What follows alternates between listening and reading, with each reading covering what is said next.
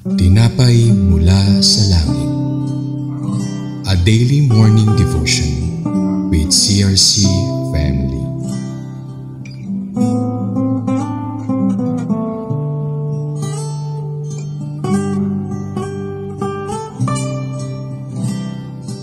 Magandang umaga po sa bawat isa at welcome po sa ating Tinapay mula sa langit. Ako po si Pastora Sara Reyes from CRC Maine. Ang title po natin ngayong umaga ay The Inheritance of the Tribe of Reuben. Joshua 13 verses 15 to 23. Ang babasahin ko po ay sa version of the Message. To the tribe of Reuben, clan by clan, Moses gave the land from Aroer at the edge of the Arnon Gorge and the town in the middle of the valley, including the tableland around Medeba, Heshbon on the tableland with all its towns, Dibon, Bamoth Baal, Beth Baal Meon, Jahaz, Kedemoth, Mephath, Kiriathim, Sibma, Seret Shahar on Valley Mountain, Beth Peor, the slopes of Pisgah, Beth Jismoth, and all the cities of the tableland, the whole kingdom of Sihon, king of the Amorites, who ruled at Heshbon, whom Moses put to death along with the princes of Midian, Evai, Rechem, Zur, Hor, and Reba, who live in that country,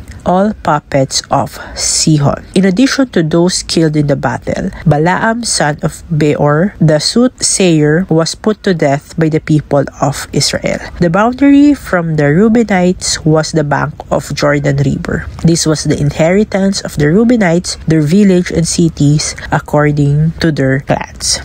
If we go back to the story, Reuben is the firstborn son of Jacob kay Leah. And dati po, meron silang mga birthright. Kung sino yung panganay, siya yung may birthright or siya yung parang magmamana po nung lahat. Or malaking portion yung magiging mana nila. But since nagkasala po si Reuben, naging partner niya yung asawa rin po, concubine ni Jacob. Kaya parang nawala po sa kanya yung birthright. At ito po yung napunta sa kanyang mana. So I believe kung hindi po siya nagkasala, mas malaki po yung makukuha niyang mana or inheritance from the Lord. But from this story, kagaya nga po ng pangako ng Lord kay Jacob, nabibigyan niya ng lupa, ng inheritance ang mga anak nito at ito po yung napunta kay Reuben. But still, kahit alam natin si Reuben, nagkasala siya in the past, still by the grace of God, meron pa rin po siyang natanggap na inheritance from the Lord. So same with us, kung ano man yung pangako sa atin ng Lord, the Lord still the same, yesterday, today, and tomorrow. So kung ano po yung pangako niya through His Word is ayun po yung gagawin niya. Ayun yung i-action niya sa atin in the future. So pag sinabi ng Lord, He will supply all our needs. Pag sinabi ng Lord, kung meron mga prophecy ang Lord sa atin na tayo magiging successful, panghawakan po natin ito.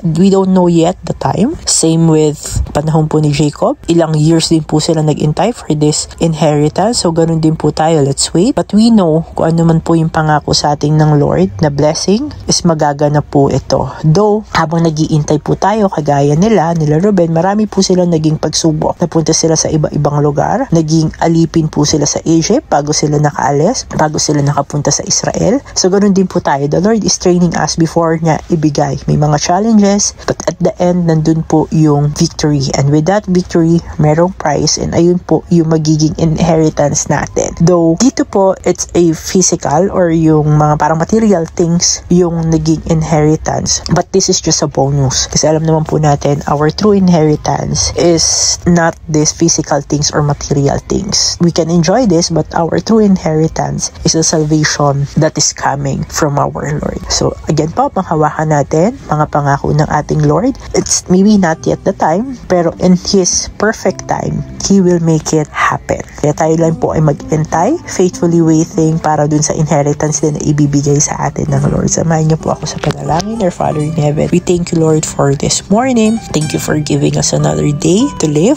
another day to fulfill our mission, our purpose here on earth, and of course, Lord, to glorify your name. Maraming salamat po sa mensaheng binigay mo na we have to wait because at the end, Lord, after all these trials, all these battles, nandun yung reward, the victory and the inheritance na ibibigay mo sa amin. Though alam namin si Reuben, meron siyang mga downfall, pero it's still by your grace, hindi ito naging naging hadlang para ibigay mo sa kanya yung inheritance. So same with us, Lord. Alam namin na nagkakasala kami. We're not worthy of everything. But by your grace, you still love us. You still accept us who we are, and you're still giving us these blessings na kahit hindi namin deserve, you still giving it on us. Kaya maraming salamat, Lord. Patuloy mong baguhin ang aming mga puso't isipan. Make it align according to your plan, and our heart to focus on not on the material things we see, but focus on things above na hindi kailanman masisira, hindi mananakaw ng iba. Kaya maraming salamat po, and we pray na patuloy mong painitin ang aming mga puso, ang aming relationship sa iyo, and aming service sa iyo habang kami nag-iintay dito sa lupa. And we're claiming on your perfect time all your promises, Lord. Gagawin mo. You will act according to your word. Pinangahawakan namin niya, Panginoon. Kaya maraming salamat po. In Jesus' name we pray.